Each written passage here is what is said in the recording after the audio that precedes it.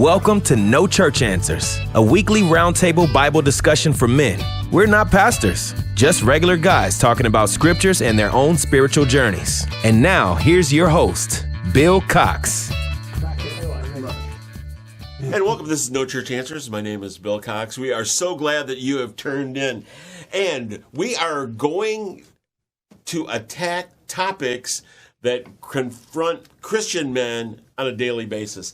And what better group to be with as we confront these challenges? And it's the men from Man Up, Spiritual Oasis for Men podcast. I want to go ahead and introduce them at this point in time. A former world-class policy writer and a current professional gambler. He is the producer of the show, Mr. Steve Titch. Oh, Steve. And a former prosecutor, a current attorney. We call him the judge, Michael Cropper. Hey, guys. Hey, Mike. A big deal in talent development. Just stop it. He's kind of the group theologian. We call him the professor, and that is Robert Koshu.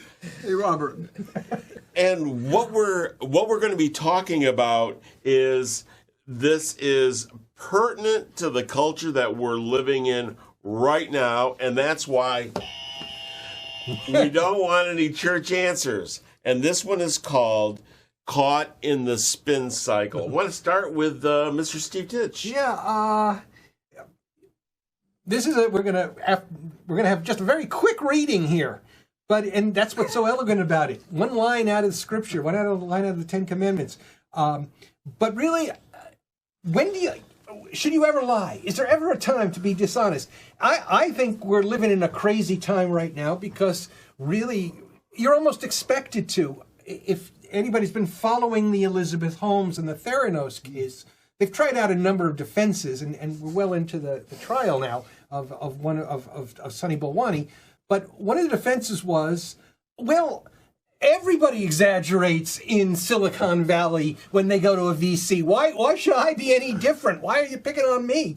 And to some extent, That's true. Dude, that's true. No, nobody, usually they don't lie when they say they have a product and don't have anything anywhere near right, what they promise. Marketability. Yeah. But in a way, there's more personally closer to home, college applications. Almost you get guidance counselors who don't quite say lie, but they'll talk about, well, if you had a rough patch, exaggerate, put a spin on it. That's what we're calling it. Highlight the positive. Yeah, highlight the toughness.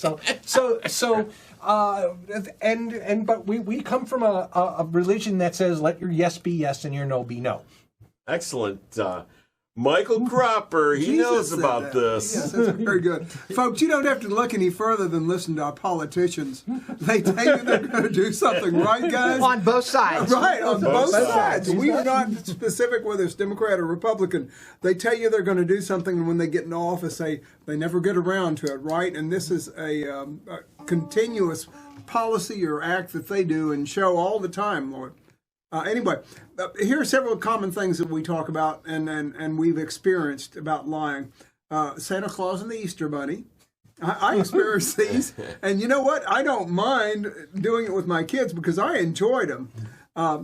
Second one, I cannot come to the phone or I'm not here. But it's in your pocket. You just betrayed your age because now you have block number. That's right. Ignore. Now we have self-ignore. So I can take my phone with me. You're right, Steve. Anyway. Yes, but you're right. Yes. Yeah. We're late for work. Well, there's a wreck on the freeway. Or as I mentioned earlier, videocast, if you guys happen to see it before this one comes out, I am not feeling well today. Will you call in to our job to use a sick day instead of a vacation day? Well, anyway, Bill introduces me as a former prosecutor, which is not true. It's not a white lie.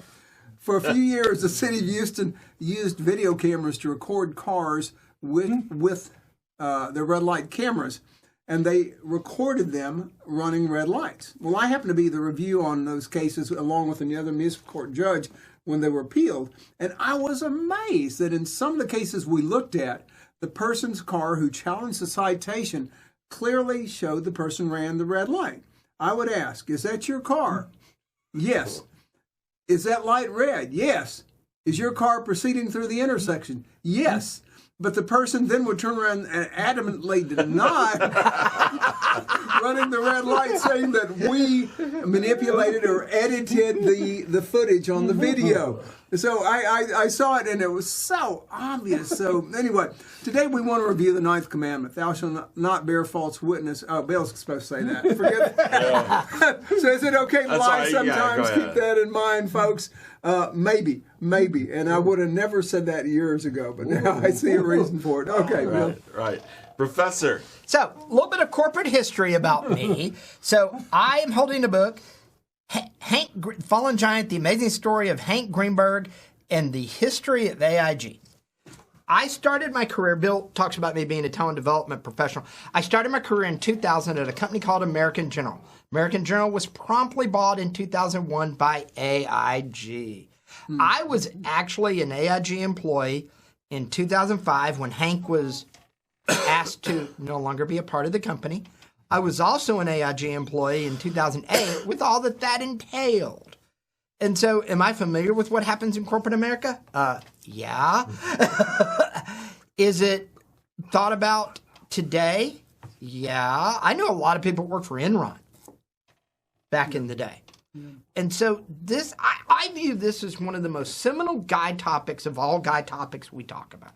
Because how we treat the world and how we behave in our job day by day reflects on Christ and his witness to the world. And if we're spinning, as Steve said, all the time, then what the heck? What makes us different than anybody else in the world? And that makes it really hard sometimes to be a guy in corporate America, by the way. I'll be the first to admit, it can be hard to be that way. And Steve mentioned Theranos. Haven't watched the Hulu series, The Dropout, yet. Highly recommend the book Bad Blood, though. On it. Right. Bill? I think the way we have evolved as far as social media and the way we consume our news, we've gotten to the point to where we don't use just one light to illuminate a subject. We use multiple lights from multiple sides, and then we pick the side that we like illuminated. And that's our interpretation of the truth. And the reality is, if you're having an argument or something like what Mike's talking about, is you have an event and then you have one person's truth, the other person's truth, whereas the actual truth is some combination of the two. And I think that is what's happening with society at this particular moment. And me as a man, it's things that I get confronted with all the time. There's certain aspects of the story that are more important to one party or the other. And that's why their version of the truth may be different from yours. And with that, I hope that's clear as mud, but we're going to go ahead and take a break, and we will be right back. This is No Church Answers. Hi, I'm Bill Cox, host of No Church Answers and director of Man Up, Spiritual Oasis for Men. We hope you enjoy our show as much as we enjoy doing it. But our ministry needs your support if we are to continue to bring our TV show, our podcast, our live shows to men seeking spiritual refreshment. For as little as $5 a month, you can become a patron of Man Up Spiritual Oasis. Get more details at our page on patreon.com. If you would like to support us directly, you can make a contribution through PayPal at donate@manupmedia.org. All contributions are tax deductible. We're not pastors, just regular guys, so whether you're successful or struggling, we hope to bring you the good news of God's saving grace as we share our own spiritual journeys. Please consider supporting Man up and know church answers today.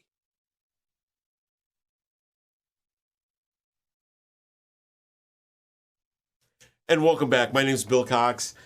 This is No Church Answers. I'm going to go ahead and read the scripture that Caught in the Spin Cycle is based on. It's very short. Exodus 20:16. You shall not give false testimony against your neighbor. That's pretty much it. Steve Titch. I just what you said before the break. I think we're reaching almost a logical conclusion of that.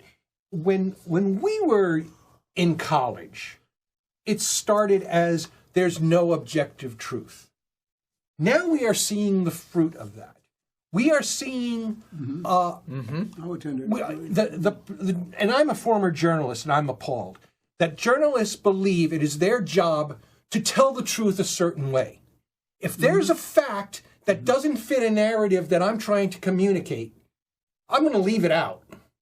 Right. And that's appalling. Right. You that's not the way I was trained to do it. Yet that's the way that is the way business as usual in some of the most prestigious, but once maybe I'll say prestigious papers of our time. But so we've reached a point where we're in this pandemic and nobody trusts anything because everyone is assuming there's spin. Oh, what am I going to believe? And yeah, you can throw so much light on a subject. Maybe it's gotten to the point where you can't see the subject at all. And this is very good. Yeah, this is good. this is a big difference between. I think when we try to be as Christians, we acknowledge that there is absolute truth. There are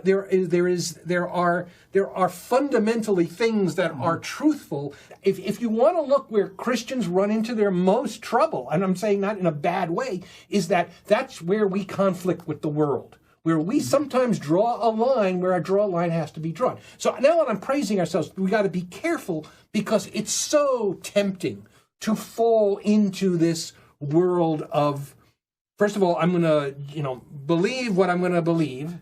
And there you are with an example. I never drove through that, even though everything shows that I did. And that, the pressure of, everybody's doing it, and, I got to do it, or else I'm not going to get into the college I want, or I'm not going to get the job I want, or I'm not going to get, the friends I want. I got to make things look a little different from what they are, and you start down that road, and the next thing you know, your whole life is a lie. Theranos is a great example. We'll get it to work eventually. It doesn't matter that people are making medical decisions based on this bad data. We'll get it to work. It's okay. It's all we're trying to do something here. We're trying to, Elizabeth Theranos was fond of saying, we're trying to change the world. And yes, she really did deepen her voice every time she spoke publicly like that. But it's more than that. It's to the point that and I think you're right, we've reaped what we have sowed on this. Real quick, the text that Bill read to you folks, thou shalt not bear false witness against your neighbor. Bear false witness. I read this some time back. It has to do with, first of all, you swearing on the Bible or before God that you're going to tell the truth, and harming your neighbor. So I'm thinking to myself, well, when would it be otherwise? And I remember God viewing or presenting a view of death with eating the tree in the Garden of Eden. He did not present it completely to Adam and Eve. He said, you're going to die if you eat of that fruit. He left out the fact that meant spiritual death. So even he leaves out some facts. Here we go. I'm waiting for something I'm going to move away from Mike, and just in case lightning comes in the studio. Anyway, folks, I'm going to point out, Steve presented a great picture of what's going on in the world today, and Robert, they've talked about how that has affected our lives and how and why we are, in fact, believing it's okay to lie. But what I want to present to you is, why do people lie? Well, okay, this is real. A list: 21% lie to avoid others, 20% lie as humor. as a joke or a prank. 14% lie to protect their self or their own self-image. 13% lie to impress or appear more favorable. And we're talking about applications like you guys. Yep. All these they've touched on so far. 11% lie to protect another person, which, folks, I'm going to tell you, if I'm going to lie, I think that's more or less okay if the person's going to be harmed in a way that won't harm them. 9% lie for the personal benefit for gain, which we've already touched on. 5% lie for the benefit of another person, and that's repeated here for some reason. Oh, protect and benefit are two different things. One's for protection of a person, one's for benefiting a person. 2% lie to hurt another person. We all know that. We talked about that, gossip. And 5% lie for unspecified reasons or explicitly for no reason at all. Bill, how many people lie on surveys? I got a question. Let's go to one of those because that whole lying to protect other people. You know, the kind of the virtuous thing. Virtuous. It's not for me. It's for them. That's right. And you know there's diplomacy. You know, your wife does this outfit make me look fat? There's diplomacy aspect. You have to do that. But let me tell you, sometimes being a parent, say your kid goes to camp for a month. Okay. And and they have a beloved pet, a dog. During that month away they're at camp, the dog somehow gets sick and has to be put down. Sad. Kid comes home, says, What happened to the dog? No. And the parent says, Skip. Skip. I'm afraid, ran away. Skip. Should you say, well, I'm sorry, the dog died, because I don't want to tell my child that because they'll be sad. So I'll just tell you they ran away, and the old butterfly farm. Right. They ran away and they're much happier. Is it something? And I'm going to say the kid's not 5. The kids say 9 or 10 years old. Okay. So things like that. But I've heard people. Oh, I wanted to protect my kid. So I told them a lie. And I'm giving you a basic 9 one. to 10 is okay. I think younger than 2 or 3, does the kid understand? I think some other things come into play with that. I think of it more along the lines of I'm going to, and I'll take this to one of those weird extremes where you've been captured by somebody and I'm going to kill you. But you have to tell me where your family is, or I'm going to kill you. Well, my family's in another state right now. No, they're sleeping in the bedroom back behind you. Well, that's I think that's a virtuous kind of But yes, you're not. You're doing that. But listen, to you, is that a blind spot with Christians? I think white lies are a blind spot. No, with Christians. you got to take every time you do that. You're trying to protect somebody's feelings, but you got to realize you're taking a chance of that child finding out the truth later and then hurting you. Okay. And then hurt, why did right, and that's what I always worry about. If I'm gonna distort the truth, I better realize there's consequences to it in certain situations. Right. Okay. If I'm gonna distort, okay. So we're saying, and I think this is a question we need to talk about.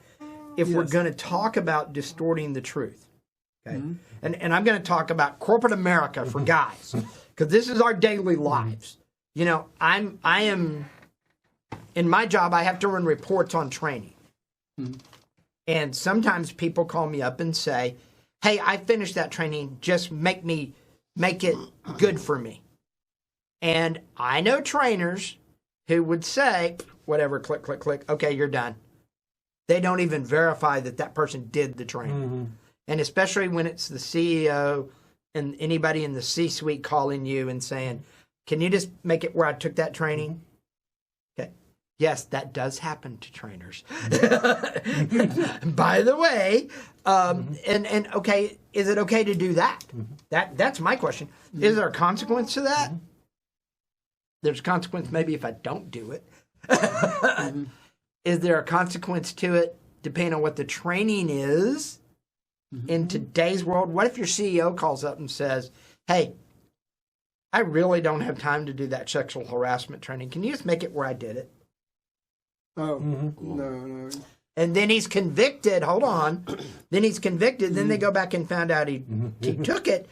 But then on the stand, he goes, I never took that training. The trainer just made it look like I took it. You laugh. That's a real world situation where, talk about going back to Mike, weigh the consequences of the decisions you're making on the lie you're doing. So, I want to give some tips on how to not lie. Unlike Professor, We're going to take a class on that, not to lie. I need to listen unlike to this. Professor, who is in the corporate world, I'm in the contracting world. I'm on the same totem pole, the business totem pole. I'm just closer to grass than sky. And here's the thing. Say you have something that you promised, for example, a job you're going to start. And you finally have the supplies in, so you can't say that I'm not going to be there because the supplies, because then you would be lying. But say you have labor that didn't show up, and you promised you were going to be there, and you're going to get reamed out by saying that you're not going to be there. What do? Do you call and lie? No. Let me give you a tip on how to do it. It's called the ripped Band-Aid method. And you dial up the client and say, hello, Mr. Client, this is X, and we're not going to be there. Hello? Just say it right off the start. Let the shock be there. I would agree. Because the vast majority of the spinning that I do is to keep from feeling pain. I don't normally do it necessarily for a benefit, but mine is to avoid the pain of letting somebody down, something in business not going right. And I have found, if possible, the ripped Band-Aid method is, well, it's not enjoyable. It's not enjoyable, but it's avoiding the spin. And that's how I try It's to not do it. enjoyable, but from a corporate perspective, I'll tell you this. You think you're doing good spinning. Here's the catch. 99.9999% of the time, there is always a comeback, and all of that gets found out. And here's the thing. I can have a little cut and rip the Band-Aid off, and Band-Aids like that are little cuts are really painful. Or I can let my arm get all cut up. I get infected. I got to go through 6 weeks of antibiotics. I've got to have staples. I've got to, then get those out. And then I have to have extra surgery and glue it and all of that. Rip the Band-Aid off in the beginning. I think as Christians, our job is to speak the truth. Now, does that mean always the whole truth? If it's facts that need to be presented, yes. If it, seriously, guys, if your wife says, does this dress make me look fat? I'm not telling you to tell her, yes, it does, honey. Because that has no consequence to you saying, no, you look fine in that shirt. No, it has a consequence if you say, yes, it does. But is it a world-changing, earth-shattering, going to affect your relationship consequence if you look at your wife, say, no, honey, I think you look great in that. No, not really. If your numbers look funny and you say, we'll just forget about that, let's spend that, boss, that was just that one quarter, we're really fine. That has a consequence. I think that's where you have to kind of lay it out. And I think part of the key is Jesus said, let your yes be yes and your no be no. I think part of it is understanding that there's a consequence to us when we have to be ready to say yes or no, depending on what situation. And as Christians, be ready to stand above and beyond, because if you do that, you're going to come out ahead in the long run, I think. Excellent. Michael Cropper. Want me to go ahead? Yeah. Okay, folks, 20 common lies. See if you recognize any of these. I'm fine. Nothing's wrong. I was stuck in traffic. You look great in that. And Robert just walked out. I only had one beer. Right. My phone died. Okay? I had no way to contact you. I never got the message. I'll call you back. I'll call you right back. I'll try to make it. I have a headache. And finally, I would never lie to you. All right, folks, here's the key questions. Keep in mind that the guys are telling us about and the examples we've given to you, are we lying to inflate our own image? Are we lying? Could the lie have dire consequences, which is Robert has said, and I'm sure Steve and Bill have indicated to you? Are we lying to protect someone else's image, feelings? And these two things are very important. Is it their life? Number one. Number two, is it just their feelings? Is it their feelings? So how much am I going to distort the truth if I lie now and have to continue with the lie? And will it lead to a bigger lie if I'm caught, folks? Bill? Wow. Steve Titch? Yes, very quickly, that we can have a little fun with this, and yes, we definitely do. We could have but be careful, and if you're tuning in, you're likely a Christian or leaning that way. You know what's right and wrong. You know what a lie and a truth is. But I guess the careful thing is to be to be careful about rationalizing it, because that's really the bad, that leads to the bad road. I got to do this. Either we talked about protecting someone or making somebody look, not hurting somebody's feelings. Practical advice: create systems for yourself that at least create some accountability or prevent the temptation or subvert the temptation to lie or fudge. The best example is my son was in Scouts. The Scoutmaster had a personal rule. He didn't extend this to the whole troop, to the parents, but it was a good model where he was a Scoutmaster. He could sign off on merit badges. He could sign off certainly on rank advancement.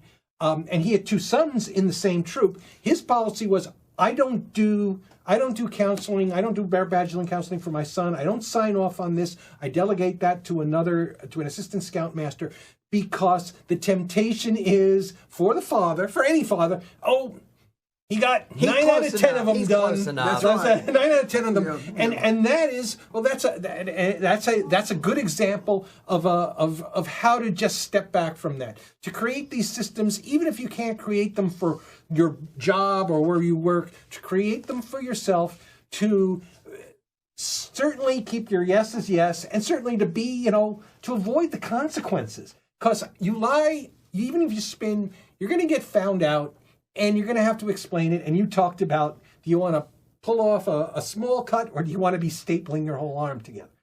That's right. What a great conversation this has been. I just want to throw in just one final thought. When you spin, the story begins. But the truth is spin-proof.